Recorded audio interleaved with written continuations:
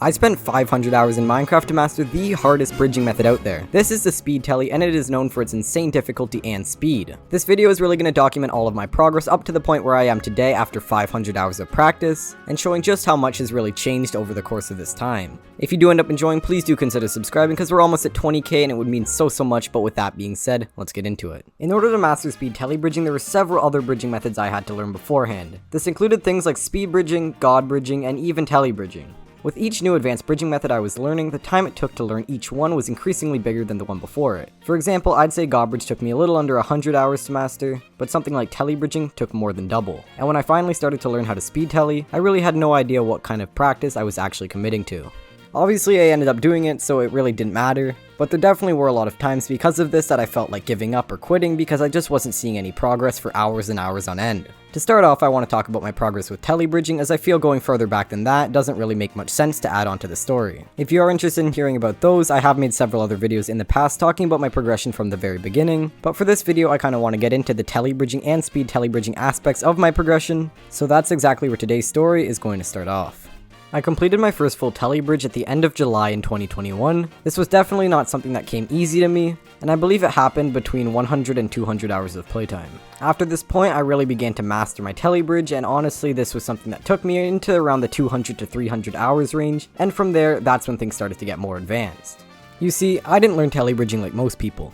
In fact, I really never fully learned telly bridging before I started learning speed tellies, and I started to mix them into my regular bridges before I knew either one fully. This caused me to get some pretty bad times for the strategies I was doing, but it still allowed me to break a lot of my personal bests, and I was really happy with it overall. Looking back though, this is my biggest regret about my entire bridging journey, and I really wish that I had fully learned telly bridging before I switched to speeds. I really didn't know a whole lot about the momentum and really just how to control my bridging as I went on with it, and it was something that impacted me for a really long time. Skipping a few months forward from that, however, we get into the point where I started to learn how to actually chain speed tellies. I started off being able to chain about 2 to 3 at most, and for way too long I really just didn't try to improve whatsoever, as I was pretty happy with just being able to speed telly a little bit. Eventually I decided I wanted to commit to fully learning speed tellies, as I thought it would be something that would be very fun to show off, and I was also really hoping to break my personal best.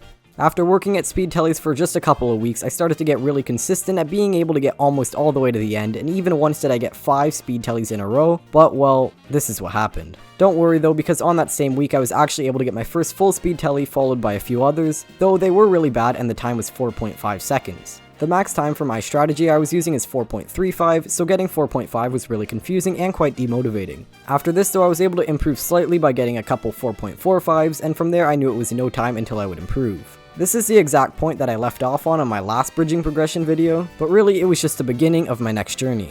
And this is where the story starts to get good. A short few days later, I was actually able to bring my 4.45 down to a 4.4.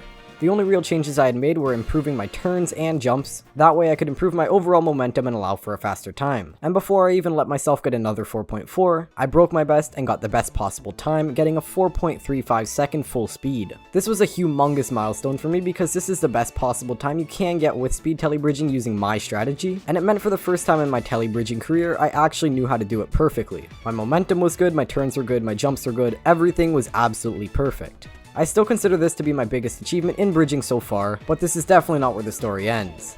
You see, speed telly bridging is more than just the fastest player possible bridging method. It's a mechanic that has an entire community around it, a lot of unique features, and something that was just really a big interest to me apart from doing it myself. Through learning speed telly, I also improved myself as a general Minecraft player, and I also got to meet so many other bridgers, which was absolutely awesome. My favorite thing about speed telly bridging, and more specifically bridging as a whole, is that I've been able to cross it over into my actual gameplay, and it's something that has allowed me to give a different perspective on the way I play. I've been able to integrate speed telly bridging into my regular gameplay, and I've definitely had a lot of fun in doing so. I've definitely improved a lot since my 4.35 full speed telly, including 4 different occasions where I was able to chain 7 speed tellies in a row, as well as being able to do PP speeds, tapped speed tellies, and so much more. And as far as I've already come with bridging, I feel like my journey is only really just getting started. I've learned so much to this point, and really there's not that much I can do to improve from here, but with the little bit that is left to learn, I'm very interested in trying to master it. At the moment there's really no saying if this will actually happen, but it definitely is something I'm interested in down the road, and if it's also something that interests you, please let me know in the comments below where you're at with your bridging and also what you'd like to learn in the future. And with that being said, that is my bridging journey of well over 500 hours, which now that I've said it out loud at least 10 times feels pretty sad, but regardless, I really do hope you guys enjoyed the video, and if you did, please do consider subscribing because we're really close to 20k and it would mean so much. With that being said though, I really do hope you guys enjoyed, and I will see you guys soon.